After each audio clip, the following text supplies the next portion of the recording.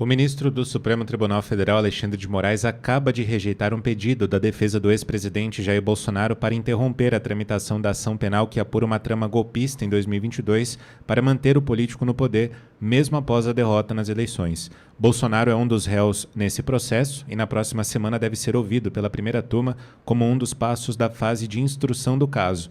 O julgamento em si, com os votos dos ministros, é esperado para o segundo semestre.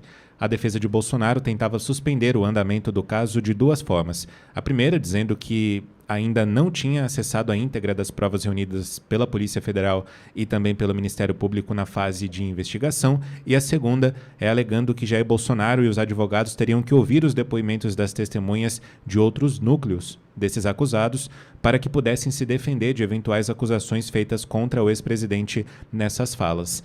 Moraes rejeitou os dois argumentos. Segundo o ministro, o relator do caso no STF, a íntegra das provas já está disponível nos autos do processo e o material novo juntado ao processo, incluindo provas reunidas pela própria defesa de Bolsonaro, abre aspas, em nada alterou os fatos imputados na acusação. Fecha aspas. Bogô, você é um advogado.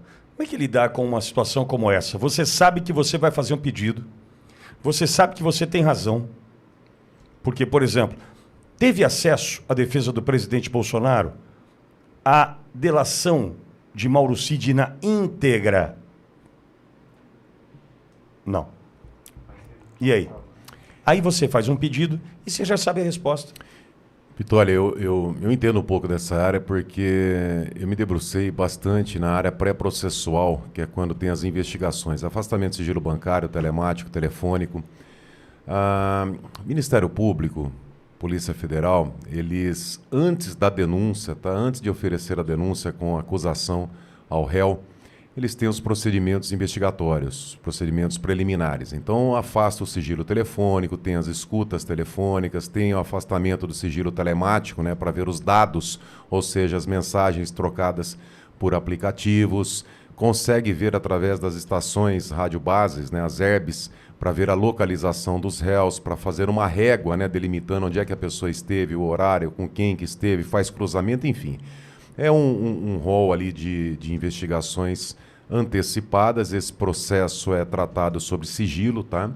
E quando termina aquela investigação, o Ministério Público, diante de demais elementos, oferece a denúncia.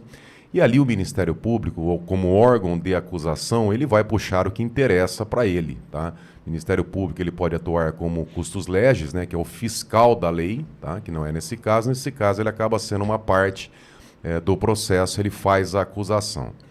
Por que a Constituição Federal garante como princípio básico constitucional, cláusula pétrea, o contraditório e a ampla defesa?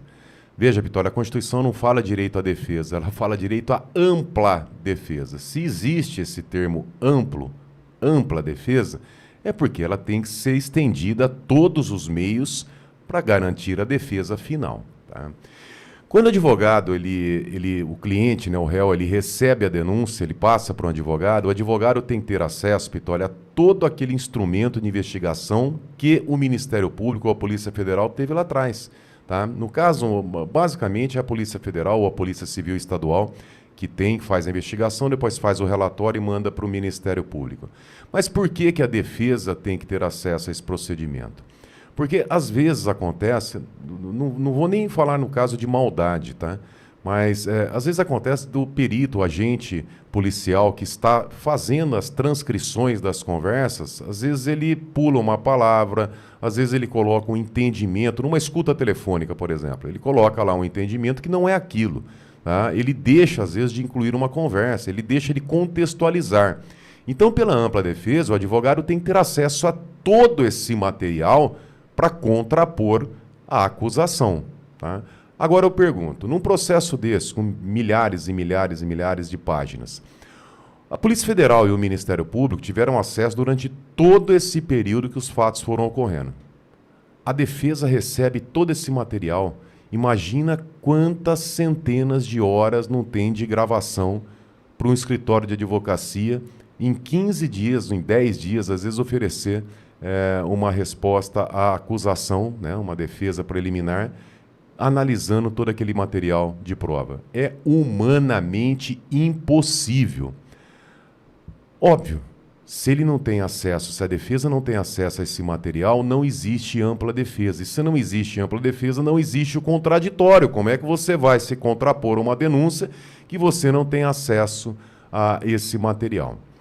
Essa é a parte técnica, é a parte jurídica, é a parte que nós questionamos o senhor Beto Simonetti, presidente da OAB, tecnicamente, na condição de advogado, porque a OAB não está defendendo as prerrogativas dos advogados e da advocacia. Não importa se é o Lula, se é o Bolsonaro, seja quem for.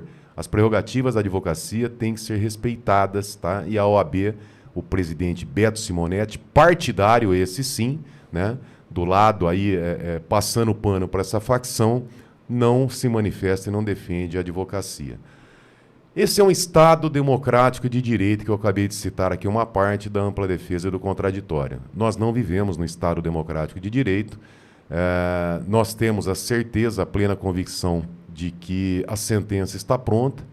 Tá? Eu ouso dizer aqui que já deve estar até já redigida, já deve estar no papel, porque eles não iriam demorar ali, colocando alguns fatos, né, para fazer as escusas, os afastamentos ali, mas a convicção, né, a motivação já está pronta. Então, não, há necessidade da defesa.